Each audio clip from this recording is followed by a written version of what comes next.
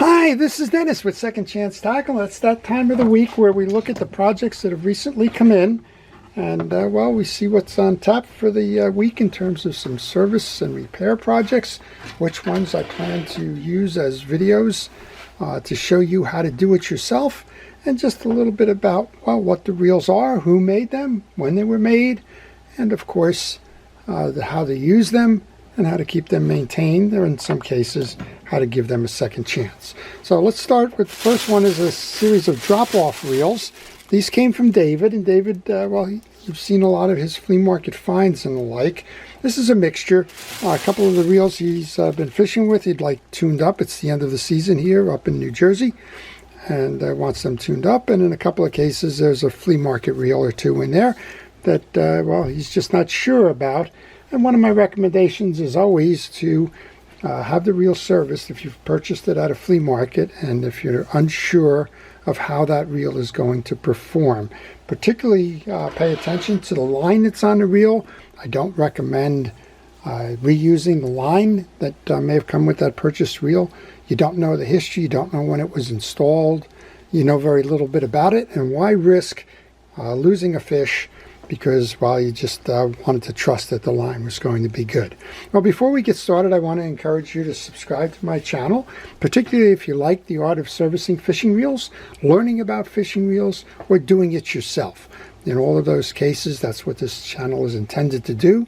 The idea behind Second Chance is, well, to take reels that aren't functioning or functioning very well, get them out on the water, give them a second chance. All right, let's look at what David brought me.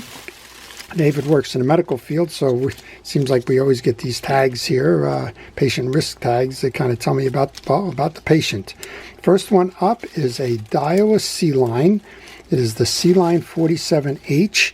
That's in the first series of the Sea Line reels that Daiwa produced.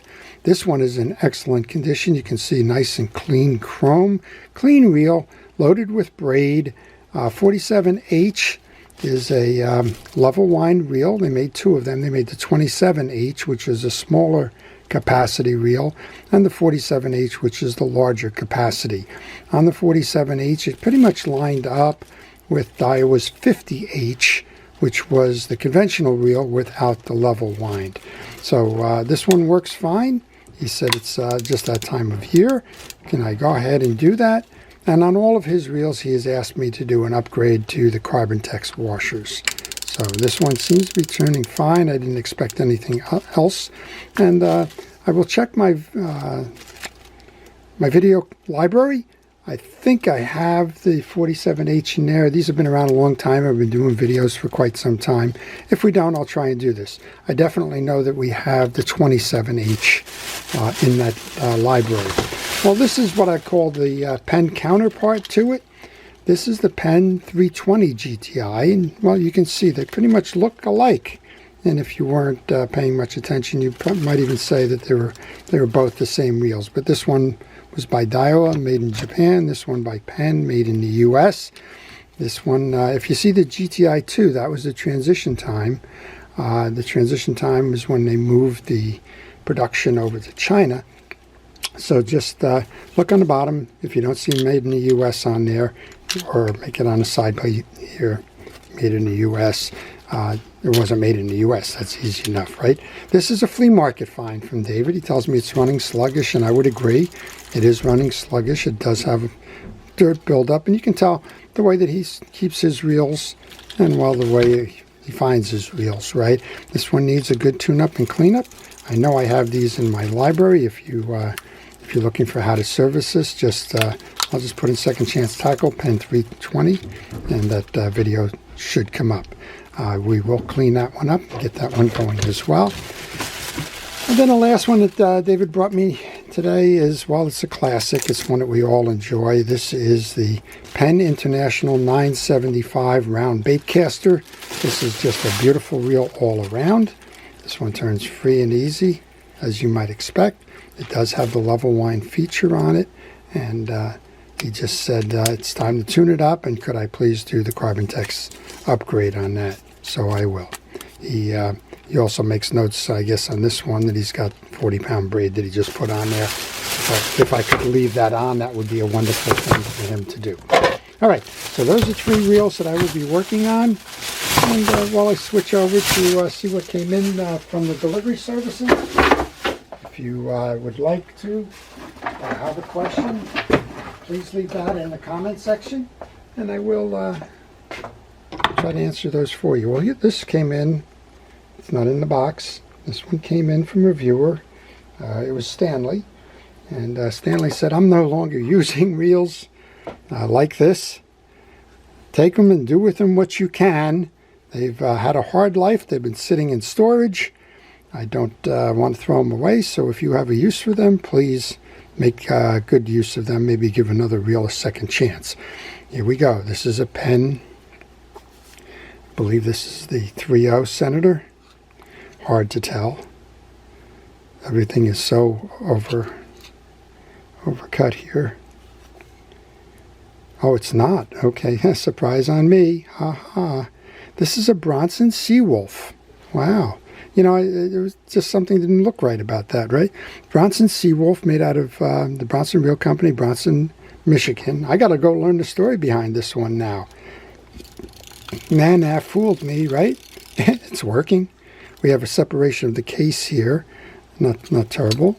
Seems to be doing okay. Now I got to go do some work. We do have apparently a screw was replaced here, was replaced with this steel screw. It's rusting, but there you go. How do you like that? Always learning, never assume anything. This one's a Penn Monofill 25. This one, again, looks like it's had a pretty rough life here. We are missing a reel seat screw. High content of salt and corrosion on this one. Probably a parts reel. It is working. There is a chirp going, probably because that screw is missing.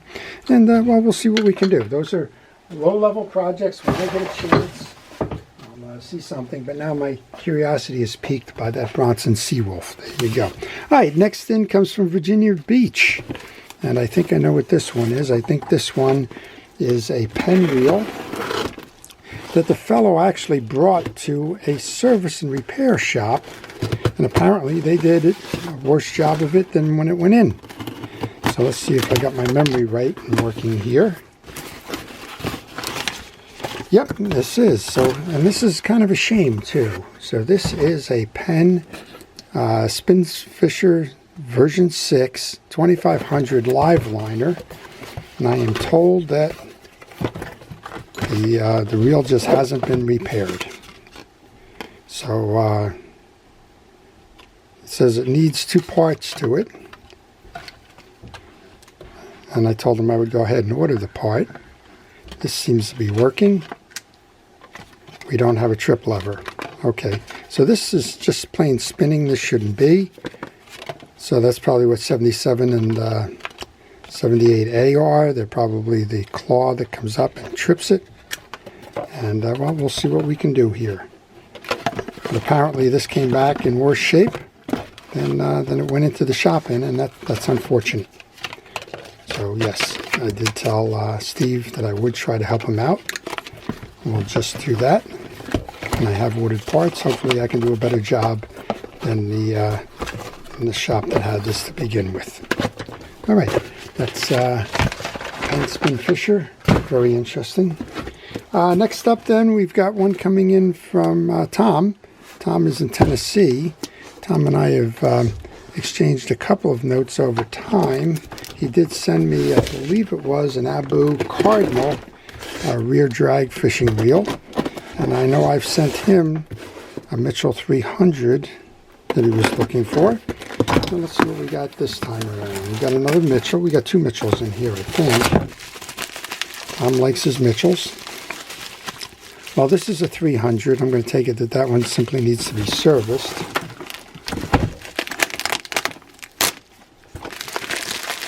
And this one looks like it's another 300. Okay, so I have 2 Mitchell 300s in here that need to be serviced. I also have a spool here. He says it's no good. I guess NG no good.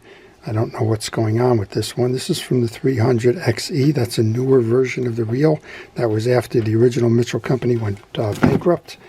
And then when in bankruptcy, it got acquired by Browning and eventually made its way over to Pure Fishing. And I believe Pure Fishing is where the 300X series was made. And well, they're nice reels. They have a, this is the one I'm thinking about. It has the worm drive for the oscillation system, much like a Stratic, and very smooth reel all around. All right, next one comes in from Jim. Jim is in Virginia. And let's see what Jim is sending me. Jim is sending me, among other things, a pen. And this is a very nice looking pen.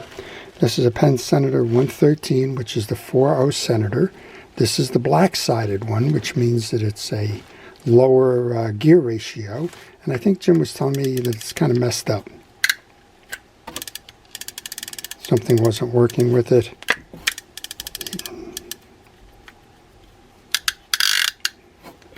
Yeah, he said that when he was doing the drags, something's clearly wrong here because, well, very simply, we just shouldn't have a gap like that between your star adjuster and the handle. I see that we have some tension rings here. That doesn't seem right. I bet she's missing a drag washer or two in there. I'm going to just see what we can do on that one. And then we have, okay, we have a very early edition of the Penn Beachmaster 160. This flat spring here is kind of telling me that we don't have an anti-reverse. Looks like we have a gear sleeve issue here, unless that's not seated properly on this. All right, well, we got some work to be done there for Jim as well. Well, let's look at some of the boxes and some of the drop-offs that have come in recently. If there's a reel in here that you've seen that I don't plan to do as a video, please let me know. And depending on my schedule, I will try to make a video on that. Before we leave, I want to take a moment to thank our police, fire, rescue, all the safety people involved in public support and the call to duty. I appreciate everything it is that you do and your efforts to keep us out of harm's way. I also want to thank all of the viewers. We're almost at 32,000. If you know your friends and family and they haven't subscribed, please go ahead and tell them to subscribe too. I'd like to get to that 32,000 number by the end of the month. So with all of that said, it's time to go to work. I wish everybody a great day, fun fishing, and well, ask you to enjoy the art of reel repair and service. And I'll sign off. This is Dennis with Second Chance Tackle. Have a great day.